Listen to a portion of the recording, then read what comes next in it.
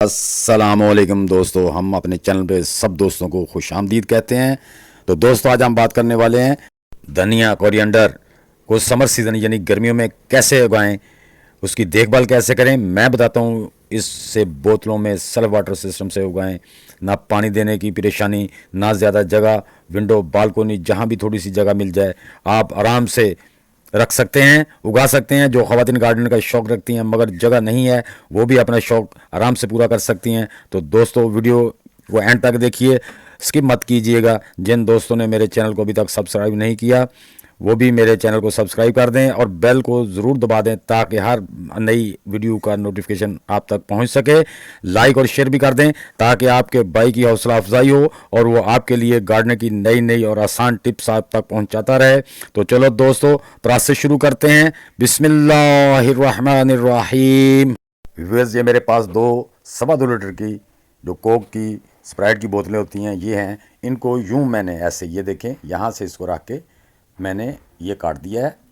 تو دوستو بڑا ایزی ہے۔ اس کے ڈھکن میں ایک سوراخ کر دیا ہے، تقریباً 1.5 انچی چھوڑ کے ڈھکن سے 4 سوراخ کر دیے ہیں تاکہ اوور واٹر بھی نیچے چلا جائے اور نیچے سے جو ہم پانی ڈالیں گے وہ بھی اوپر مٹی نام ہوتی رہے اور ہمارے پودے جو ہے نا وہ سیلف واٹرنگ خود ہی لیتے رہیں اور آگے بڑھتے رہیں۔ یہ دیکھیں، اب ہم اس میں وہ ڈھکن میں تاکہ مٹی نہ چلی جائے اس میں چند پتھر رکھ دیے ہیں، 3-4 پتھر رکھ دیے ہیں۔ اب ہم ان میں مٹی پول کر دیں گے، دونوں کو ایسے پتھر رکھ کے، تو اس کے بعد ہم اس میں مٹی پول کر دیں گے۔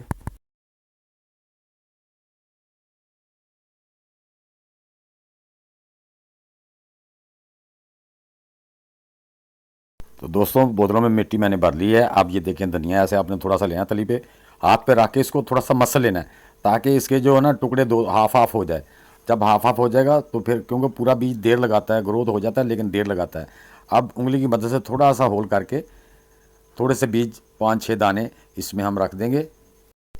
اسی طرح ہم دونوں بوتلوں میں جو ہے بیج ہے وہ لگا دیں گے۔ تو جی ویورز، دونوں بوتلوں میں نے بیج لگا دیے ہیں۔ اب ہم ان کو شاور سے ہلکی واٹرنگ کر دیں گے۔ آپ لوگوں زیادہ پانی نہیں دینا، پانی مناسب دینا۔ اس سے اتنا کرنا ہے کہ ہماری مٹی جو ہے نا کوئی 2-3 انچ میں نمی آ جائے۔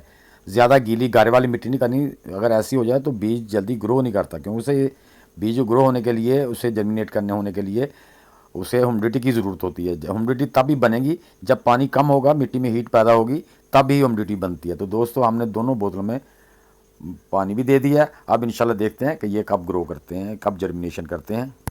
جی دوستو، تو میں نے ان کو کوئی دوبارہ واٹر نہیں کی، ان کو بس شیڈی ایریا میں رکھ دیا تھا جہاں پہ دھوپ نہ لگے ان کو، کیونکہ دھنیا سردیوں کی پیداوار ہوتی ہے۔ تو میں نے اس کو شیڈی ایریا میں رکھ دیا تھا جہاں سن لائٹ تھی لیکن ان کو دھوپ نہیں لگتی تھی، یا صبح کے ٹائم تھوڑی سی دھوپ آتی ہوگی۔ اس کو شیڈی ایریا میں رکھنا کیونکہ یہ سردیوں کا ہے۔ اسے 30 سینٹی گریڈ سے اوپر والے درجے میں نہیں رکھنا، اگر مٹی ہیٹ ہوگی تو ہمارے پودے جرمینیٹ نہیں ہوں گے۔ تو ان کو آپ نے شیڈی ایریا میں ہی رکھنا ہے، کیونکہ دراصل یہ سردیوں کی سبزی ہے، یہ ایک ہرب بھی ہے۔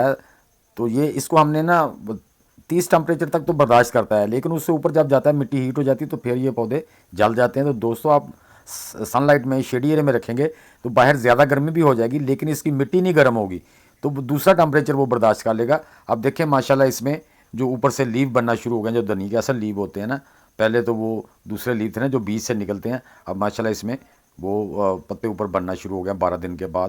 ماشاءاللہ بہت ہی اچھی گروتھ کی ہے۔ جی ویورز، ہمارے یہ دھنیا کے پودے 12 دن کے ہو گئے۔ پہلے ہم اوپر سے ہی اس کو شاور کرتے رہے ہیں، ایک بار پہلے کیا تھا، ایک بار اس کے بعد کیا تھا، جب لگائیں تب کیا، ایک بار بعد میں کیا۔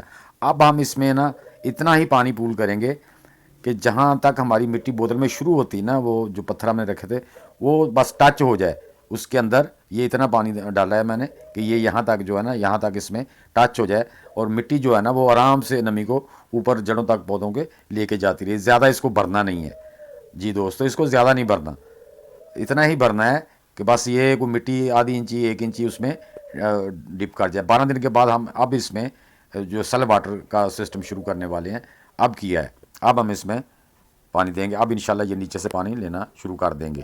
تو جی دوستو، ہمارے یہ اب دھنیا کے پودے ماشاءاللہ 16 دن کے ہو گئے ہیں۔ تو ہم نے ان کی مٹی میں دیکھیں ماشاءاللہ یہ کتنے 3-3 4-4 5-5 جو لیو جو ہے نا اس کے نکل آئے ہیں۔ یہ دیکھیں ماشاءاللہ بہت اچھی طرح گرو کر رہے ہیں۔ تو دوستو میں نے اس کا جو پوٹنگ بنائی تھی، جو اس میں مٹی ڈالی ہے، اس میں نے 40% گوبر کی کھاد، گلی ہوئی کھاد اس میں پہلے ہی ڈال دی تھی تاکہ اس میں بھرپور نیوٹرین۔ اب ہم آج اس کا 4 دن کے بعد جو ہے ہم اس کا پانی جو ہے نا چینج کر دیں گے۔ وہ پانی نہیں رکھنا ہم نے، تاکہ اس میں کے اندر وہ کائی سی نہ لگے، فنگس نہ لگے۔ وہ پانی ڈرین کر کے آج ہم پھر اس میں نیا پانی دے دیں گے۔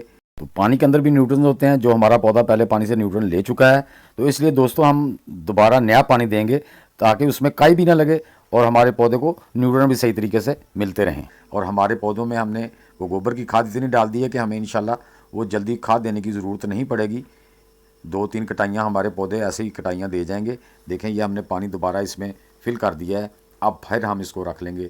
تو دوستو یہ میری ویڈیو آپ سب دوستوں کو کیسی لگی؟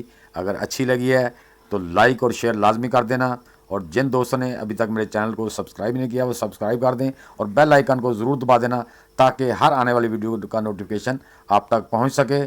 تو دوستو شیئر اور لائک بھی کر دینا تاکہ آپ کے بھائی کی حوصلہ افزائی ہو اور آپ کے لیے نئی نئی ٹپس لے کے آتا رہے۔ تو انشاءاللہ نیکسٹ ویڈیو تک کے لیے اپنے بھائی کو دیجیے اجازت، تب تک کے لیے اللہ حافظ۔